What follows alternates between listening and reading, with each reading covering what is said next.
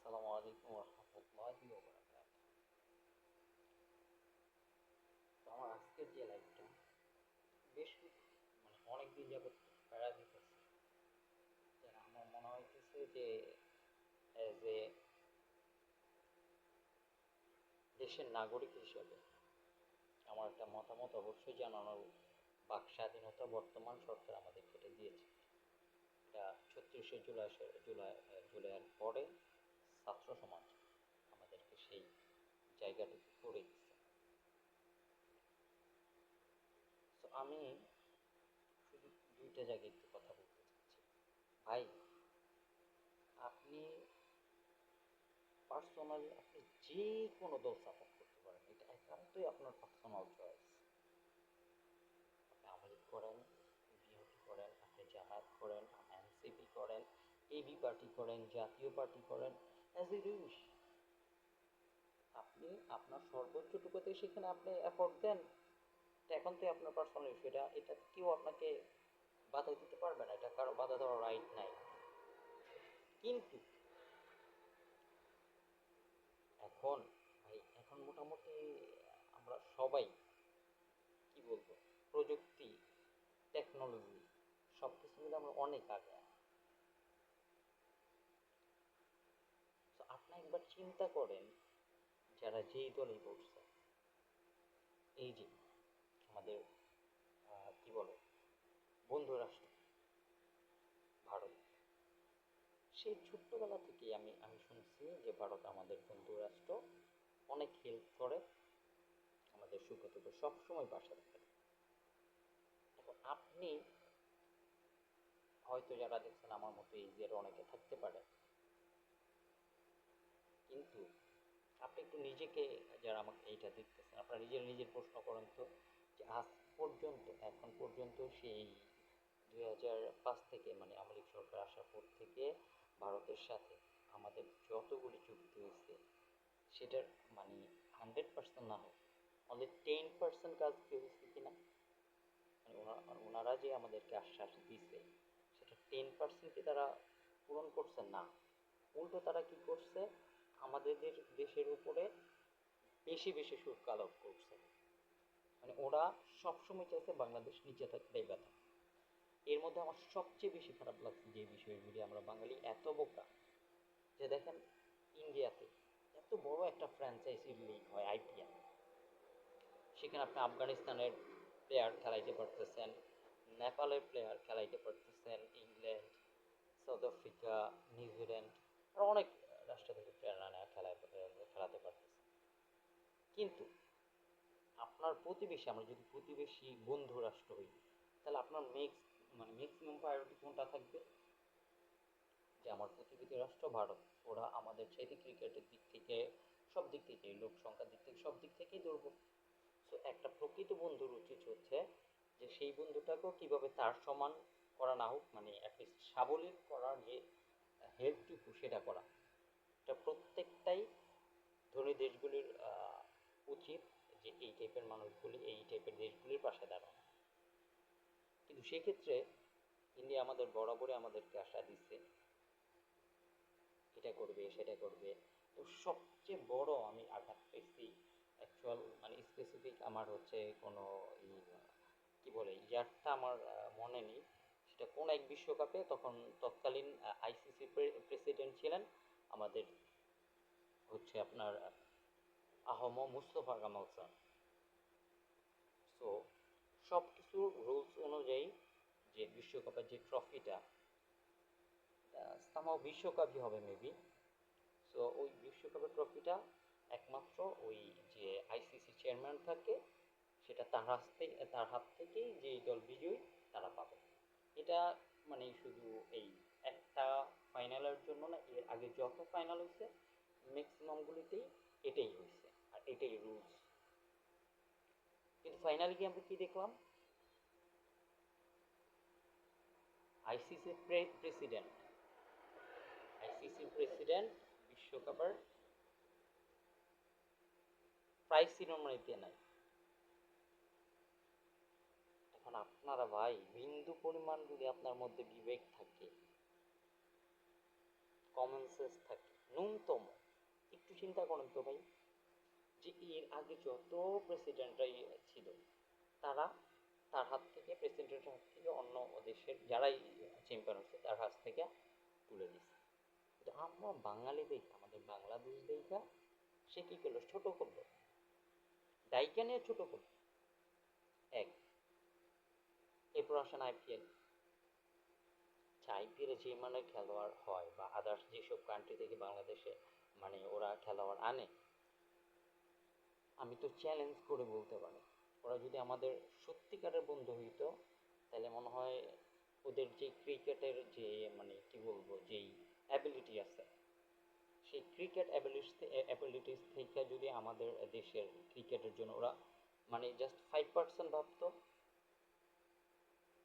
5% ভাবতে বলতে হেল্প করতো, ফ্রেন্ডলি হেল্প করতো, যে না তোমরা এইসব জায়গায় কাজ করো তাহলে তোমাদের ক্রিকেটটা আরো আগে বাড়বে। নো, তারা এটা করে না। তারা সবসময় চাইছে কিভাবে বাংলাদেশ ক্রিকেটকে দাবায় রাখো। তার সবচেয়ে বড় উদাহরণ হচ্ছে মোহাম্মদ আশরাফ।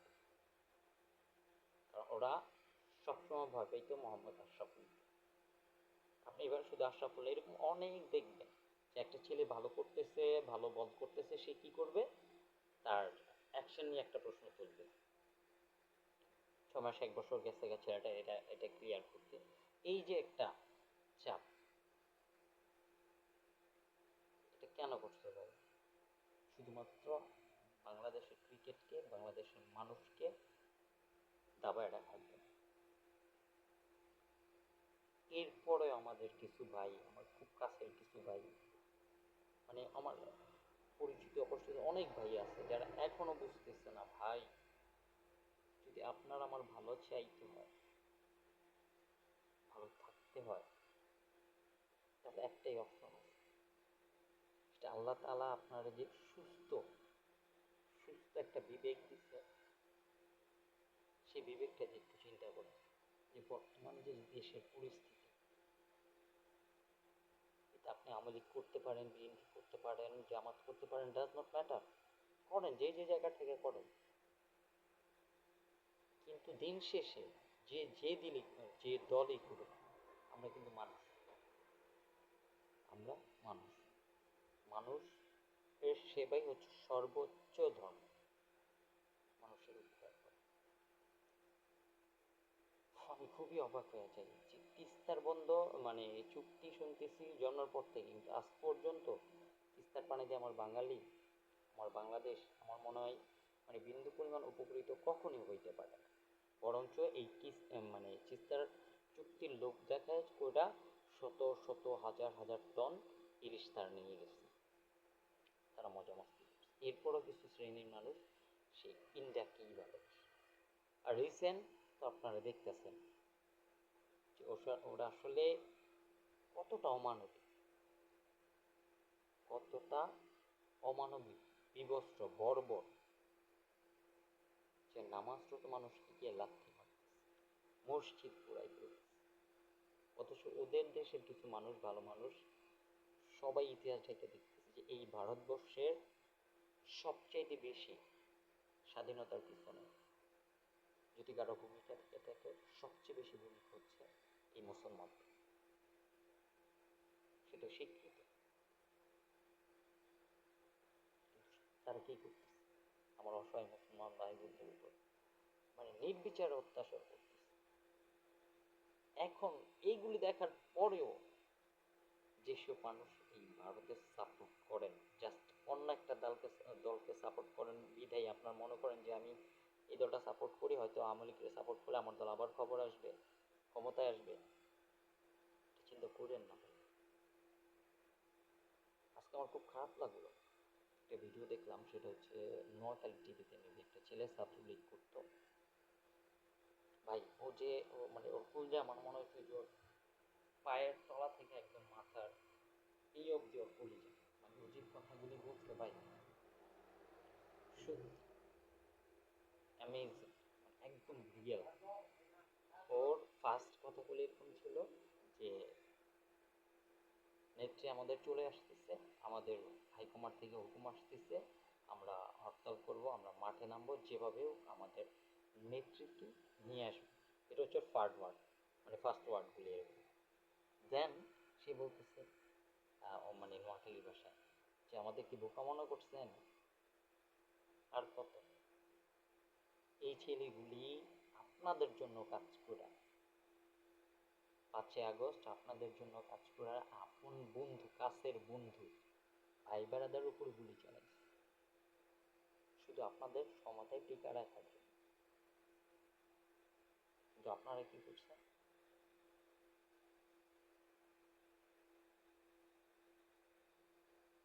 এতে একটি ছেলে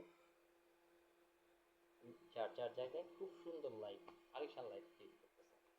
তো ওই ছেলেটা বলতেছে, ভাই কোথায় যে আছি, বাবা মার কাছে চাই টাকা 5,000, তাই 500 টাকা, আর এলাকায় যে যাবো তাই মেরে ফেলবো। তার মানে বোঝেন এই ছেলেটার এজ কত, সর্বোচ্চ 18 থেকে 20, যার কথাটা আমি শুনছি।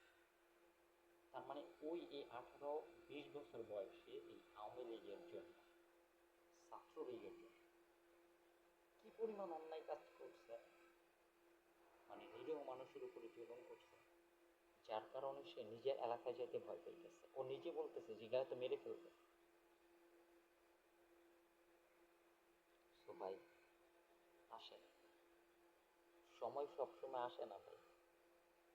আমি আবারও আমার যারা আমার এই কথাগুলি শুনবে সবাইকে একটা কথাই রিকোয়েস্ট করতেছি ভাই, সব কিছুর আগে হচ্ছে আমার দেশ ভাই, সব কিছুর আগে হচ্ছে আমার দেশ। তো আমাদের দেশ এই মুহূর্তে যে সিচুয়েশনে আছে, আমাদের একটাই উচিত, সেটা হচ্ছে এই গণ অভ্যুত্থান, সেটা যেন বাংলার মাটিতে বারবার না হয়। এই সরকার বর্তমান যারা আছে ওনার তো মানে মোটামুটি যতটুকুই করতে সব ওপেনলি, একদম ফেয়ারলেস, একদম ওপেন, মানে কোনো কিছুই গোপন নেই। আপনি চাইলে সব A to Z খবর ওনার কাছ থেকে, প্রত্যেকটা ব্যাপার কোথায় কোন মন্ত্রণালয়ে কী হচ্ছে সব আপডেট তারা দিয়ে দিচ্ছে অনলাইনে, পাবলিক। আমি আপনাদের কাছে রিকোয়েস্ট করব, আপনি আওয়ামী লীগ করতে পারেন, আপনি বিএনপি করতে পারেন, আপনি জামায়াত করতে পারেন, আপনি ইসলামী আন্দোলন বাংলাদেশ করতে পারেন, এখন তো আপনার চয়েস। কিন্তু আপনার এই দলগুলির বাইরেও একটা জিনিস চিন্তা করতে হবে যে আমরা মানুষ। কারণ আপনার দলে হচ্ছে 1 লক্ষ বা 5 লক্ষ কর্মী, কিন্তু এই 5 লক্ষ কর্মীর ফিউচার নিয়ে যদি আপনি হচ্ছে বা আপনাদের ব্যাপারটা এনে যদি ভাবেন, তাহলে এই যে এই 16-17 কোটি মানুষ কী করবে। মানে আমরা আগে যেটা দেখছি, যেই দল যখনই ক্ষমতায় আসছে তারা শুধু তাদের ব্যাপারটাই দেখছে, তারা কিভাবে ক্ষমতা মানে ধরে রাখবে, তাদের কিভাবে কি বলে পাওয়ারের ব্যাপারটা আরও বিস্তৃত হবে, টাকার মালিক হবে, ইউরোপ আমেরিকাতে বাড়ি করবে, এগুলি বাদ দেন ভাই। এখন এই সমাজ যদি চেঞ্জ করতে চান, এই দুর্নীতি, চাঁদাবাজি, ক্ষমতাবাজি, এগুলি যদি চেঞ্জ করতে চান, তাহলে সবার আগে আপনার আপনার নৈতিকতা চেঞ্জ করতে হবে, নৈতিকতা চেঞ্জ করতে হবে। আপনার কাজ করতে হবে আল্লাহ, আল্লাহ রাসূলের জন্য, আল্লাহ যেটা বলছে, আল্লাহ রাসূল যেটা বলছে সেইভাবে কাজ করতে। সো আমি সবার কাছে একটা রিকোয়েস্ট করে শেষ করব যে ভাই, দিন শেষে আপনি আওয়ামী লীগ হন, বিএনপি হন, জামাত হন, ডাজ নট ম্যাটার, কিন্তু একটা পর্যায়ে দেখবেন দলের বাইরে গেলেও আপনার নিচে বা ফ্যামিলি অনেক মেম্বার আছে, আমাদের সাথে দেখা হইতেছে, কমিউনিকেশন হইতেছে। সেগুলি প্লিজ একে অপরের প্রতি এই যে কাদা ছোড়াছুড়ি এগুলি বাদ দিয়ে, আমি বলতেছি আপনাদের কাছে হাত জোর করে রিকোয়েস্ট করি, দেশটাকে সংস্কার করে, দেশটাকে সংস্কার করে। আর সেটা ওই হাইওয়ার সংস্কার না, যেটা মানুষ, আমাদের মতো মানুষ স্বচক্ষে দেখতে পারে। আর আমি চাই, আমার পার্সোনাল চয়েস হচ্ছে ডক্টর ইউনূস সাহেব। আমি জানি ওনার মধ্যে কী আছে, তো আমি উনি যথেষ্ট ব্রিলিয়েন্ট একটা মানুষ, যথেষ্ট মানে পাওয়ারফুল একজন পার্সন। সো ওনার ওনার চিন্তা ভাবনা আমাদের চিন্তা ভাবনার সাথে কোনোভাবেই মিলবে না। তবে অ্যাজ এ পার্সোনাল অপিনিয়ন যদি আমার কাছ থেকে চান আপনারা, তো আমি একদম কনফিডেন্টলি বলতে চাই যে যদি ফেয়ার নির্বাচন হয় সেখানে ডক্টর ইউনূসের যদি কোনোভাবে অংশগ্রহণ করে, সে যেই দল কোনো একটা দল যদি করে সেই দলে যদি থাকতে চায় তাহলে অবশ্যই আমি পার্সোনালি তাকে সাপোর্ট করবো, তার দলটাকে সাপোর্ট করবো। কারণ উনি জানে দেশকে কীভাবে আগে বাড়াইতে হবে, দেশের উন্নয়ন অর্থনীতি কীভাবে চাঙ্গা করতে হবে সেটা মাস্টার উনি। আর ভাই আমরা যদি বুঝতাম যে বর্তমানে ডক্টর ইউনূস আসলে উনি কতটুকু ক্ষমতাবান, কতটুকু চৌকুস, কতটুকু ব্রিলিয়ান্ট, আমাদের আইডিয়ার বাইরে ভাই।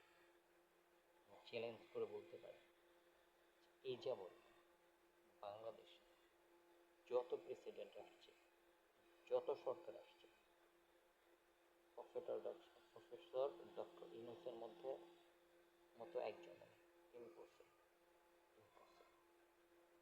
সো প্লিজ আসুন, যার রাজনীতি যে দল করেন সেটা নিয়ে থাকেন, কোনো সমস্যা নেই। আমরা মুসলমান ভাই ভাই, আমরা একত্রিত হয়ে কাঁধে কাঁধ মিলে আমাদের দেশটাকে আবার নতুন করে সাজাই। ওই অনলাইনের তারপর হচ্ছে সোশ্যাল মিডিয়ার কিছু নিউজ দেখা নিজেদের মধ্যে এই গসিপগুলি ছড়ানোটা বন্ধ করে দিই। আর একটা জিনিস দেখেন, ডক্টর ইউনূস থাকলেও যা হবে, খালেদা জিয়া থাকলে যা হবে, শেখ হাসিনা থাকলে যা হবে, জামাতে ইসলাম থাকলে যা হবে, সেটা হচ্ছে কি, ডক্টর ইউনূস ক্ষমতা আসলে যে আমি এত কথা বলতেছি, উনি কি আমাকে অনেক বড় জায়গায় নিয়ে যাবে বা আমাকে অনেক বড় কিছু ফ্যাসিলিটিস দিবে? কখনোই না, কখনোই না।